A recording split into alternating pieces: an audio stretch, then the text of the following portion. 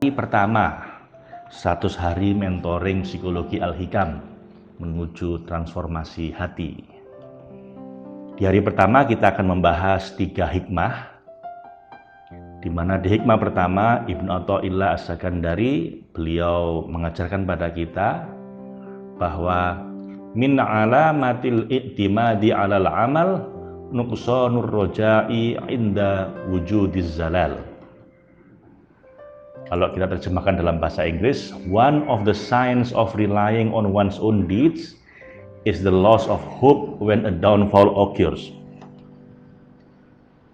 Dalam bahasa Indonesia, sebagian tanda bahwa seseorang itu bersandar diri pada kekuatan amal usahanya, yaitu berkurangnya pengharapan terhadap rahmat karunia Allah ketika terjadi suatu kesalahan. Jadi Bapak Ibu, secara syariat kita diminta oleh Allah untuk beramal, untuk ikhtiar, untuk berusaha. Dan itu syariatnya, itu perintahnya Allah, secara zahirnya seperti itu. Namun secara hakikat, Allah melarang kita menyandarkan diri pada amal usaha, supaya kita tetap bersandar pada karunia dan rahmatnya Allah. Makanya ada kalimat la haula wala quwwata illa billah. Itu doa kalau kita mau berangkat ikhtiar, berangkat kerja. Bismillahirrahmanirrahim. Ya Allah, saya bertawakal padamu. Kenapa? Karena saya tidak punya kekuatan dan daya kecuali dengan pertolonganmu. Jadi kita ikhtiar secara syariatnya, tapi hakikatnya kita tidak bersandar pada ikhtiar kita hanya bersandar pada pertolongan Allah. Dan ini doa yang sangat favorit saya, yang saya baca sangat sering di dalam sholat ya. Kalau Anda tanya anak sama istri saya pasti tahu ini, dia hafal doa ini karena sering saya baca dalam ketika habis baca Al-Fatihah, yaitu surat Yunus ayat 59. Qul bi fadlillahi wa bi rahmatihi fabidzalika falyafrahu huwa khairum mimma yajma'un.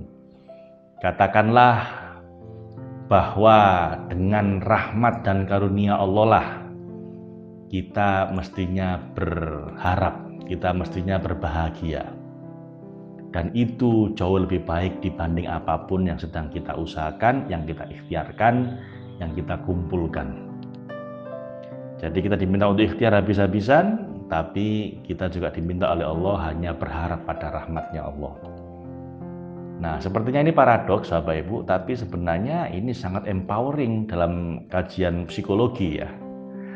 Dalam psikologi itu ketika Anda surrender, ketika Anda berpasrah diri pada rahmatnya Allah, Anda justru akan mendapatkan kekuatan psikologis yang sangat besar.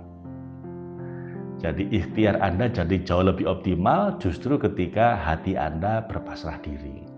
Tapi kalau hati Anda berharap-harap cemas, nah biasanya itu ikhtiarnya juga akan cenderung setengah-setengah. Tapi begitu hati Anda bulat, berhasil nggak berhasil, hidup mati, kaya miskin, itu terserah sama Allah, saya pasrahkan diri saya pada Allah. Justru pada saat itu Anda bisa ikhtiar habis-habisan.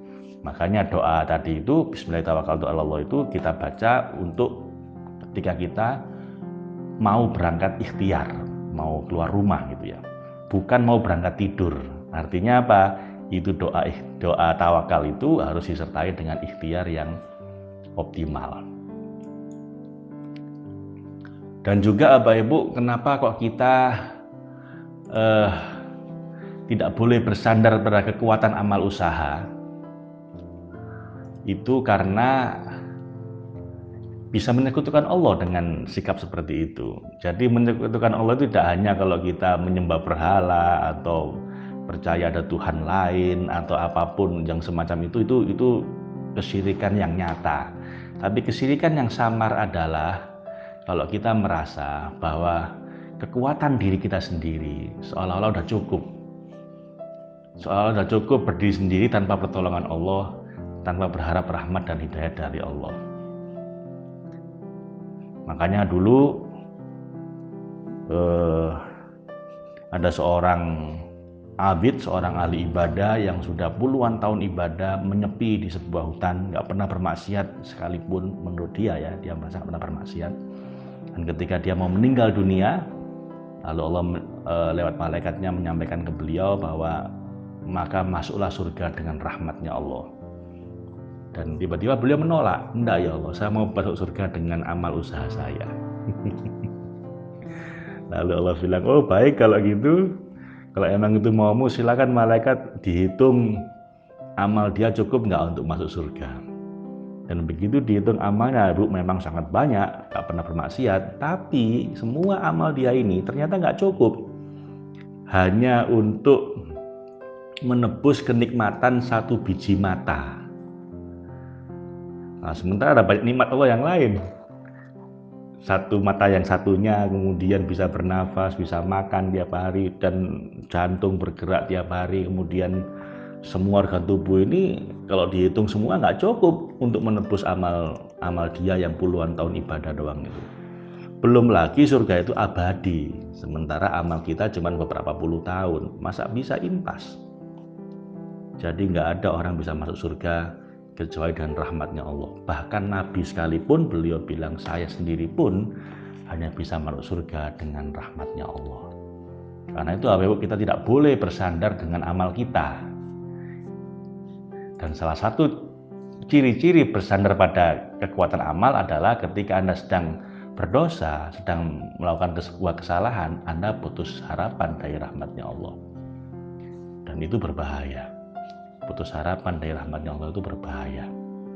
Dalam bahasa Arab itu istilahnya tai asu ya, tai asu. Wala tai asu mir rauhillah innahu la yai'asu mir rauhillah illal qaumul kafirin. Tidak ada yang berputus asa dari rahmatnya Allah kecuali orang-orang kafir. Sahabat Ibu, mari kita terus beramal, tapi hanya berharap rahmatnya Allah. Dan kalaupun kita tiba-tiba mungkin terjerumus dalam sebuah kesalahan, dalam sebuah dosa, jangan putus asa dari rahmatnya Allah. Yakinilah bahwa rahmatnya Allah jauh lebih besar dibanding semua kesalahan kita. Oke, itu sebabnya kalau dulu Qarun itu kaya raya, dan dia sumbar, innama utituhu ala ilmin indi. Saya bisa begini ini karena atas ilmuku sendiri gitu ya. Dan dia dilaknat oleh Allah, akhirnya ditenggelamkan ke dalam bumi gitu ya. Sementara Nabi Sulaiman yang jauh lebih kaya, lebih berkuasa dibanding Qarun, beliau berdoa, hadza min fadli rabbi. Ini semua adalah karunia Tuhanku. Jadi beliau mengakui nikmatnya Allah. Itu sebabnya Nabi Sulaiman selamat, Qarun tidak selamat. Kesimpulannya Bapak Ibu, silakan beramal banyak, tapi hanya berharap rahmatnya Allah. Dan kalau bersalah berdosa, jangan putus asa dari rahmatnya Allah.